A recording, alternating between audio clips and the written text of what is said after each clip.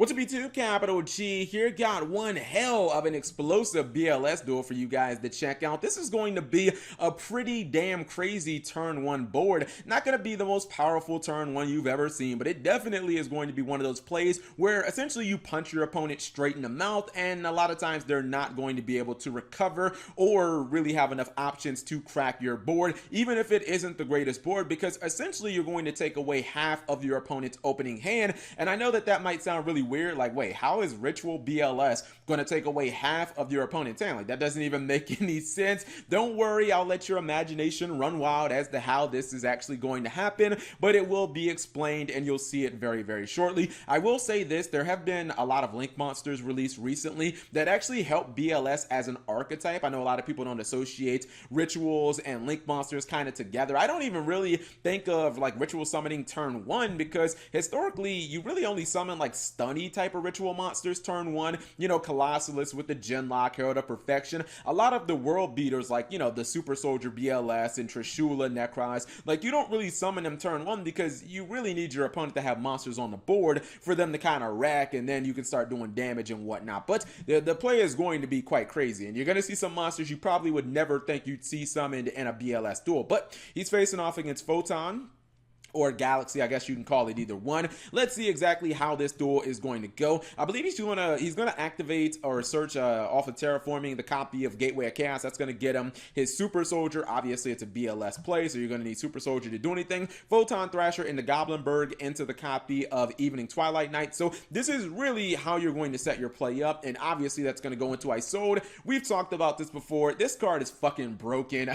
I'm convinced that Isolde is literally nuts in every single Yu-Gi-Oh deck that can summon it. Like, Isolde makes everything broken, man. So Isolde is going to get him a copy of his Beginning Night. He's then going to dump the Phoenix Blade into the graveyard, and this is going to get him his Super Soul, or excuse me, Super Soldier Soul. And this is important because you now have two warrior monsters and you can go into a Link 3. Some of you guys might know where this is going, and if you don't, boom, Summon Sorcerer is going to be summoned. Now, since he's been sending all of these monsters to the graveyard, his Gateway of Chaos has been basically accruing a bunch of counters. He's going to remove 3 of those to get his ritual, his Super Soldier Beginning is the name of the ritual spell. What is the name? Super Soldier Origin. Super Soldier, oh, Synthesis. Damn, what is Super? I feel like there's a Super Soldier Origin ritual spell too. I think BLS has 2 ritual spells. All right, I whiffed on that one. Anyways, he's going to go ahead, he's going to banish. He's going to activate Summon Sorcerer's effect. That's going to get him a copy of Envoy of Chaos. He's then going to turn that into Topologic Gumblar Dragon. Now, just pause for a second.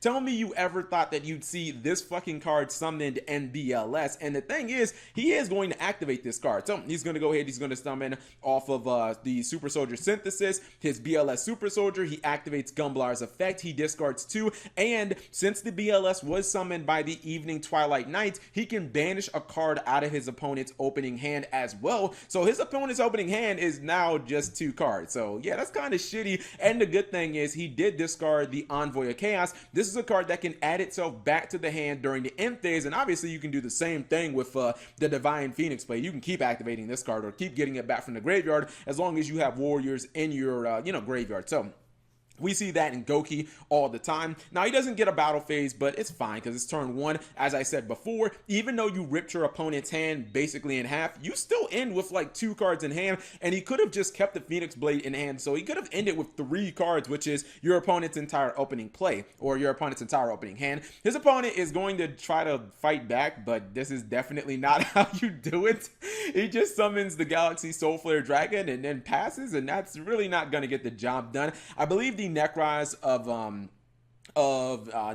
of Unicorn is going to be summoned. He did go ahead and he searched out Kaleidoscope, and now he's going to summon his other BLS. This BLS is powered up as well, so he can banish like every monster on his opponent's side of the field. One's down, one's gone. The second one's gone as well, and obviously, I mean, this is just Blue City, man. He's got all types of blue cards on the field, and that is a GG no re. I like how all the blue cards were different. Not the, he didn't have any duplicates of any of the monsters. This is the one that kind of sticks out. Maybe he should have gotten this off the field for like a Link summon some type of way. I guess his down pointing arrow was on the Super Soldier, so maybe that wouldn't have made a lot of sense. But obviously that's pretty much a wrap, and your opponent is going to be really hard pressed to clear off this board. I mean, yes, it's possible with something like Regeki or whatnot, but I think it's still a pretty explosive play. Let me pause for a second and show you guys what the deck looks like. So this is what the deck looks like on paper, and would you look at that, we found ourselves a deck that could use the new Foolish Burial. This is obviously a card that's good in here because, I mean, it's not like you really need to run that many cards in your extra deck, so you can afford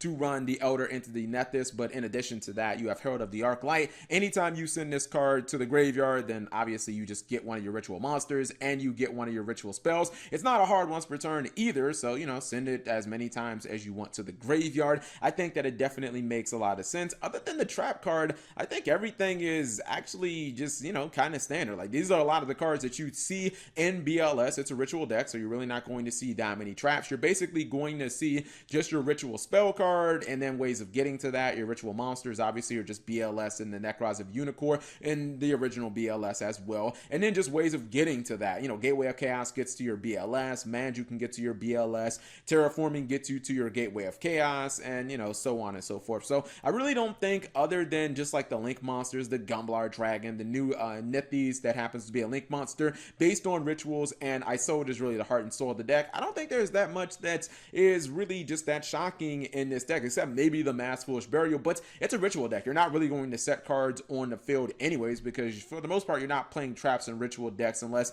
I don't know, you know, back in Necros days, Vanity's Emptiness and stuff like that. But I think this is a pretty interesting deck, and I think that maybe BLS are like 1 or 2 cards away from actually being like a real threat. What would they actually need? You know what they would need? I hate to say this because it's going to just sound like the Necros Genlock, but I wish there was a way to make it so that you could summon a BLS and like stop your opponent from special summoning.